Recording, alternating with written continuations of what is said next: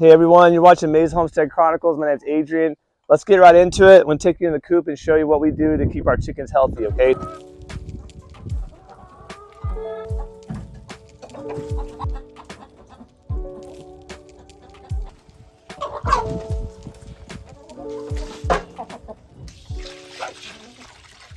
It's very important that you always keep fresh water for your chickens. If you come out to check on your chickens, one of the first things you should be checking is water.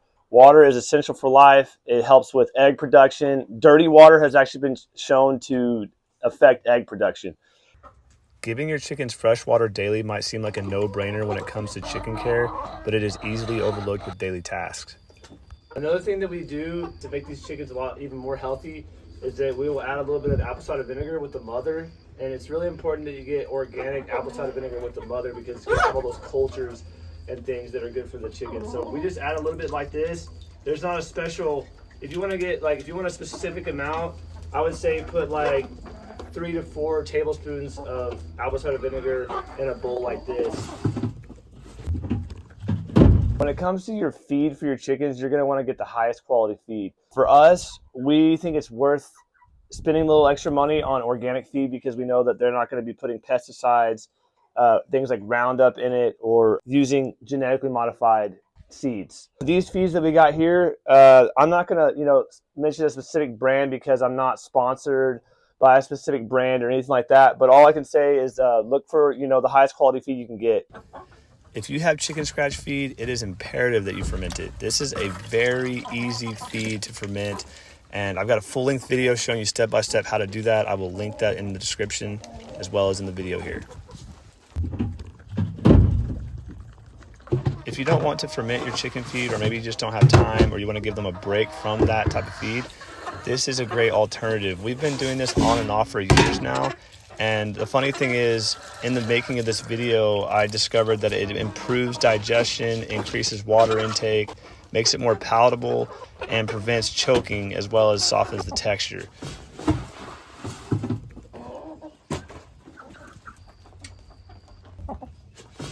Another thing that you could add to their feed to optimize their health and to help with egg production and purifying their blood is the good old ground cayenne pepper. And all we do, get out of here, girl, is just sprinkle it in, just like this. You can mix it, or you can just leave it on top. I like to mix it in a little bit like that. Just like that. And this is just gonna boost their immune system. Something that I highly recommend that you do occasionally is to put diatomaceous earth into your chicken's feed. This will help with parasites. So if your chickens happen to have parasites, it'll kill them, or you can use it as preventative. So we put it in there about maybe once a month, and all you do is take a little bit like this and just sprinkle it in, just like so. It doesn't require much, and then just mix it in like that. This is Adrian with Maze Homestead Chronicles News, and we want to go straight to the consumer here and get their honest opinion. So, ladies, what do y'all think about this feed? Oh, wow. She says it's good. What do you think? All right. She says it's probably not the best time to ask her questions. Oh, wow. What do you think, Kip? Don't peck the mic. All right, what do you have to say about this? She's absolutely loving it. Another thing that's very important, guys, is to make sure that you keep your coop cleanly, and that will help with diseases. It helps with, the ammonia from the manure. So we just come in every once in a while underneath our roosting bars, and we're just going to take a rake and rake out that manure.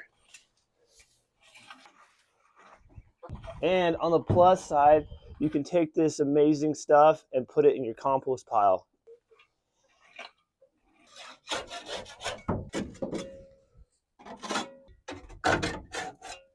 Another thing we like to do is use a flame torch to char our roosting bars or anything in this area to sterilize it.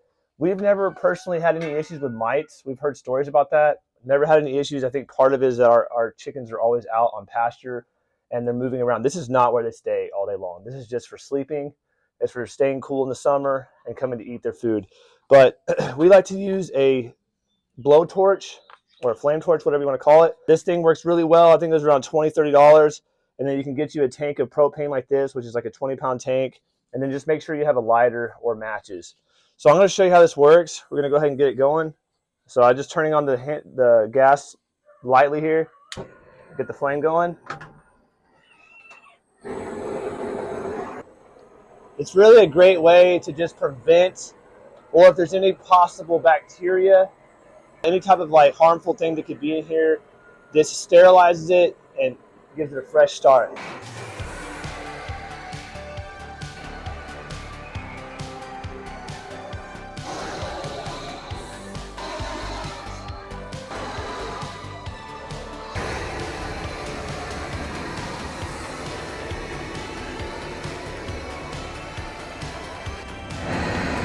As I mentioned earlier, we've never had any issues with mites, but if you ever were to have any, most likely they're going to be under the roosting bars based on the research that I've done.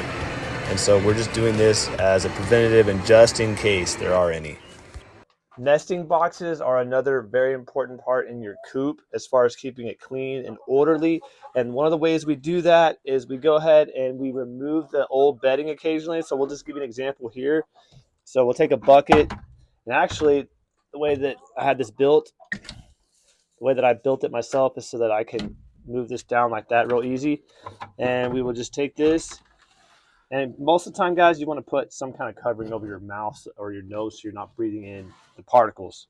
But I didn't have it ready for this video, so I'm just going to do it this way. So just clean it out the best you can. Like that. All right, next step. What I typically do is take my torch when I don't have any eggs in here and there's no chickens, and I will torch it. You can actually see where I've charred this before. That's a fantastic way to make sure to kill any possible mites or anything like that. Like I said before, we don't have issues with mites. We never have, but we do this as a preventative. So now we've cleaned this out. I'm going to take diatomaceous earth, okay, and we're going to take that and we're going to sprinkle that all on the bottom of this nesting box like this. That's going to prevent any of those little critters or any of the mites and anything like that, right? Because it gets underneath their exoskeleton and it drives them out and kills them. We're going to go ahead and put fresh bedding inside here. It doesn't require much. And this is another way to keep your eggs nice and clean. See these eggs? They're really pretty. There's no poop on them. I do about 2 inches of bedding in there, just like that. You can even use leaves. We've used leaves before in the fall, and you save money that way. At the very end, I like to go back and do one more light coat of diatomaceous earth in here, just like that. And then I'll just mix it in. And that's how we maintain the nesting box and keep it nice and clean and orderly. All right, now it's time for me to use that cliche YouTube phrase. If you enjoyed the video, be sure to sub for more quality content, and we'll see you in the next one.